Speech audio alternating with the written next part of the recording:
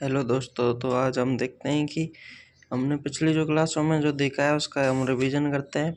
तो हमने पहले देखा था कि नर्वस सिस्टम, तंत्रिका तंत्र, इसके दो भाग होते हैं, सेंट्रल नर्वस सिस्टम और पेरिफेरल नर्वस सिस्टम, केंद्रीय तंत्रिका तंत्र और परिधीय तंत्रिका तंत्र।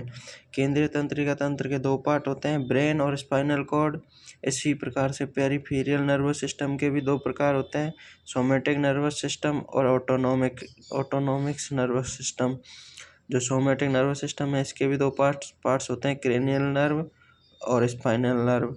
इधर ऑटोनोमिक नर्वस सिस्टम के भी दो पार्ट होते हैं, सिंपैथेटिक और पैरासिम्पैथेटिक। इसी प्रकार से हमने देखा था कि ये जो हमने तंत्रिका कोशिका देखी थी, इसके अंदर एक संरचना होती है तंतुओं से निर्मित।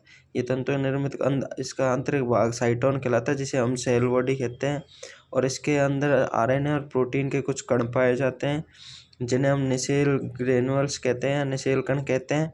और इसके बाद ये जो तंतुनुमा संरचना निकलती है इसके प्रत्येक भाग से, इनको हम डेंड्रोन या डेंड्राइटिस कहते हैं। इसके बाद कुछ डेंड्रोन और डेंड्राइटिस मतलब मिलकर थोड़ी एक लंबी बेलनाकार संरचना बनाते हैं, जिसका न्यूरॉन्स का भी भाग होता है, जिसको एक्सॉन कहते हैं। इसी प्रकार से एक्सॉन के ऊपर कुछ मतलब नीचे की तरफ कुछ गोलाकार संरचनाएं पाई जाती हैं, जिनको टीलोडेंड्रिया कहते हैं। पहला भाग सेल बॉडी है तंत्रिका का मुख्य कोशिका है।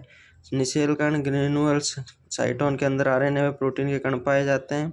डेंड्रोन या डेंड्राइटिस साइटोन के छोटे छोटे तंतु जो आगे जाकर दूसरे न्यूरॉन के साइटोन से जुड़ते हैं और सूचना अग्रेषित करते हैं।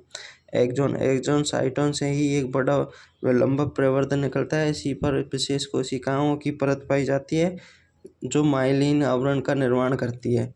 इन कोशिकाओं को श्वान कोशिका कहते हैं।